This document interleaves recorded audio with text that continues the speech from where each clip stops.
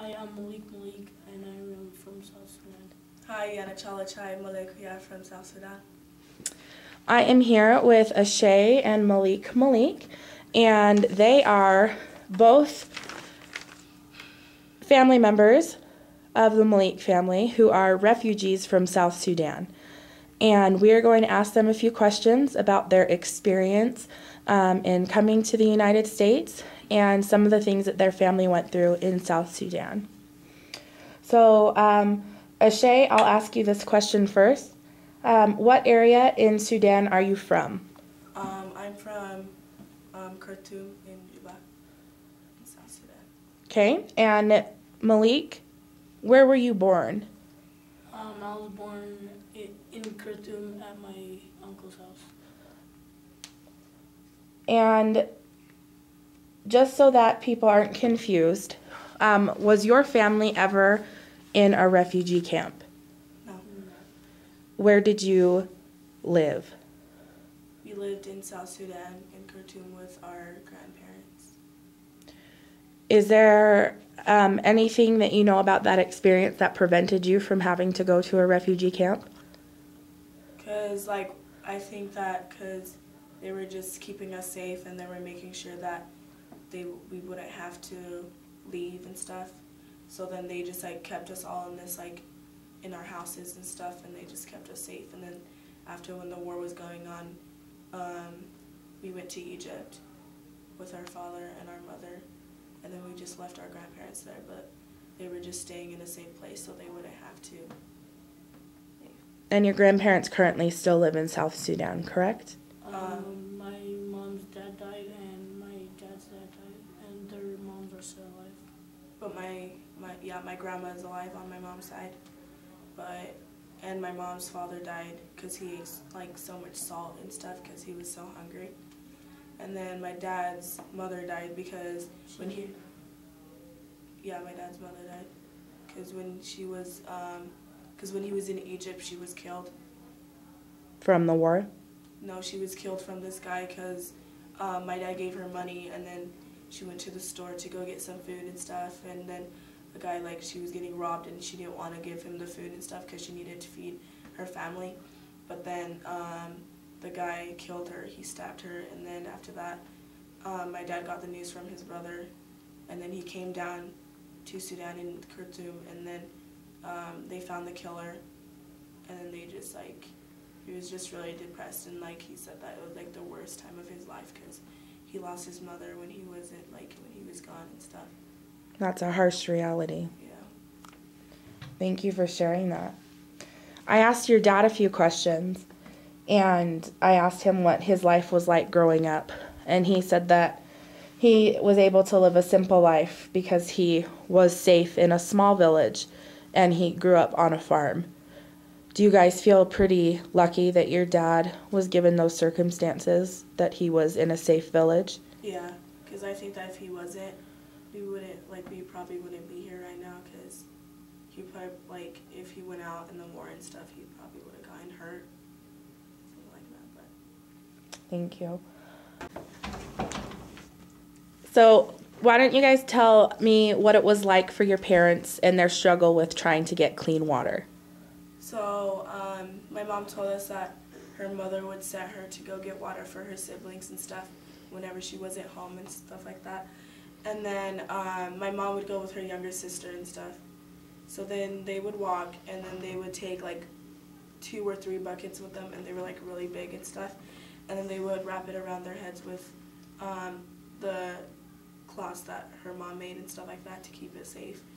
And then they would walk, and my mom said that it would even take a couple of days, even weeks, or even it depends on how long or how far you have to go. And then my mom said that the hardest part was when her sister would get really tired because she wouldn't get enough, she would be she wouldn't have water or food, and then she would just want to give up and stuff. But her mom would just but then my mother would just keep pushing her and saying, we can do this, and then they would go find water, and then they would usually have to dig holes and stuff if they don't have enough to fill up the bucket, or they would just go farther and stuff.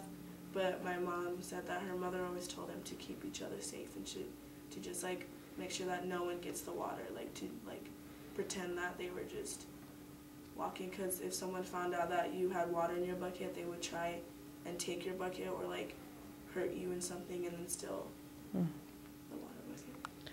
Malik, what was the water like? Was it clean water? No, most of it was dirty water since it was coming from the ground and they didn't have any filters back home. And what about the river water?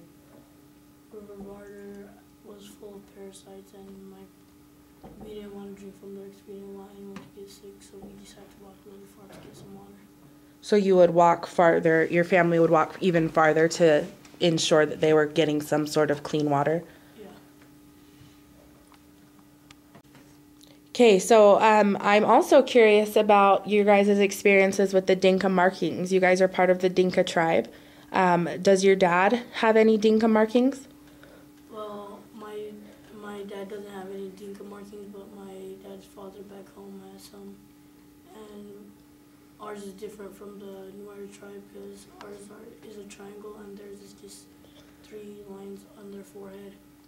And over here there's a lot of Nuers. And over in Utah, over here we are friends, but like back home we like fight a lot against them sometimes. How close was the village that you grew up in to a Nuer tribe? It wasn't that close. It was probably like a few miles or something. So there was a lot of conflict between the Dinka tribe and the Nuer tribe when your parents were there? Yeah.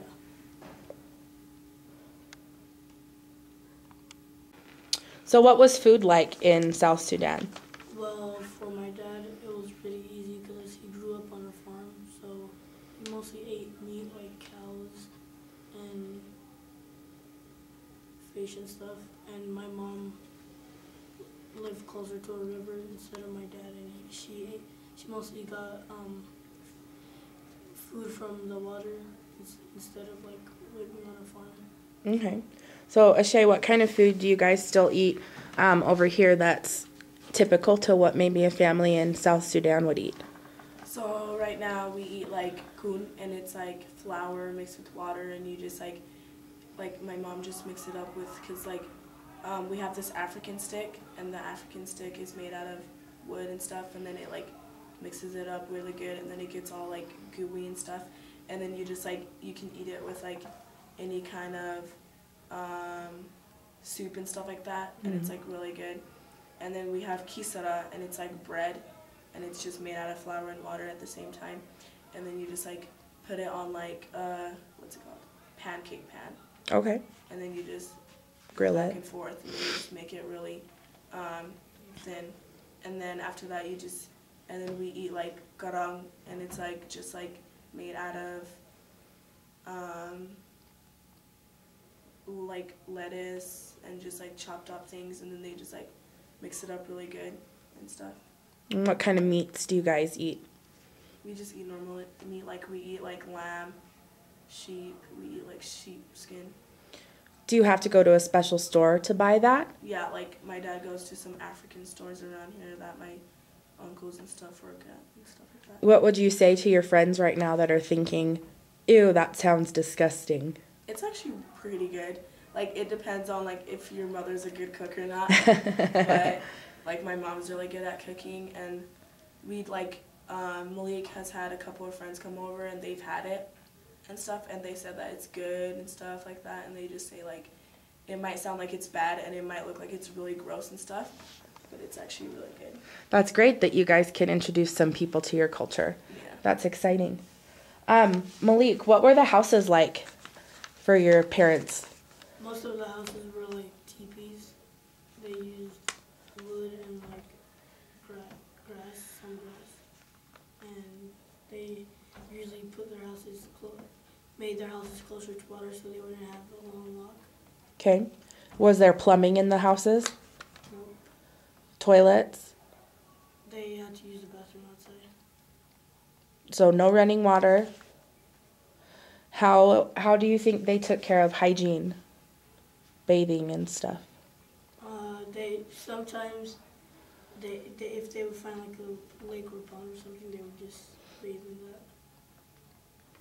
What do you guys think, with your experiences, that most people in the United States take for granted? Ashay? I think that they take for granted that how we like lived a really hard, tough life without any like food and stuff, and then how now we have like how we moved on and how we like made it through all that war and stuff, and how our parents kept us safe to come here and get education and just live and stuff like that. Do you think that your peers don't take education as seriously as they should? I think some kids do, but our parents take school for granted because they want us to have a better life than they did, and that's why we have to focus on school. So, when I was talking to your dad, he told me about some of his high school experience. What year did your dad graduate from high school? 2007. And how old is your dad? Like 44. 44. So, typically, if your dad had grown up in the United States, he would have graduated high school in the late 1980s or in the early 90s. Do you think that affects how he views education? Yeah, I think like now it's like really important for us and stuff, and like ever since he graduated from high school, he kept moving on to college. He graduated college, and then he like took nursing classes and stuff because he wanted to be a nurse. And I think that he just like wants us to try our very best and like get all the education that we need, and just You guys still have family in South Sudan. What's the opportunity for education over there? it's like not so good. My mom told me that because my parents have been planning on taking us to Sudan, but they said that like if we wanted to go to school and stuff, it costs a lot of money. And my mom's nieces and nephews, like her sister tries to take them to school, but like she needs to go and like sell things for that to get money to be able to take her kids to school and get education. Wow. So I bet that your parents want you to take this opportunity for free education very seriously. What does your family miss the most about South Sudan? My family misses their family the most, and they miss their siblings and stuff because there was still war going on or something. A few years ago, I think the Nuer tribe attacked my mom's tribe, and my mom's brother ran away, and they still can't find him. And he's still missing till today. And Do they know if he's fled to a refugee camp somewhere? Probably, but my dad said that he's probably dead or something, because usually he said that in Sudan, like if you die or something, like they don't know who you are and stuff like that. So my dad said that he's probably been dead because he's been gone for like so long. Malik, where's your mom at right now? On March 13th, my mom went to South Sudan, to go April 14th. to go visit my grandparents and my mom, because my mom's mom was sick. She only has one kidney now, Mm-hmm. and my mom I guess took a lot of medicine there with her to help her mom and stuff. So does she not have access to medicine in South Sudan right now? No. And when my mom was packing, she took she took some soap and some toothbrushes and underwear and clothes and all this stuff. And blankets and stuff like that. And my mom said that she was going to go and give it to her mother to go give it to her siblings and stuff. But if they had extra, they would my mom's mother is really kind and stuff, and she would share it with her neighbors and stuff like that have kids who can't have who don't have clothes and stuff. They would share the toothbrush. Is that kind of how the community works there? Mm-hmm. Is everybody helps each other? But it depends. My mom said that her mother would not get along with some of these ladies because they would come to her house and try and steal her stuff, and because their kids wouldn't have the stuff that they need, so then they would go and steal it from her. And my grandma would just she wouldn't be mad, but she'll be it's okay, she'll just let them take it, but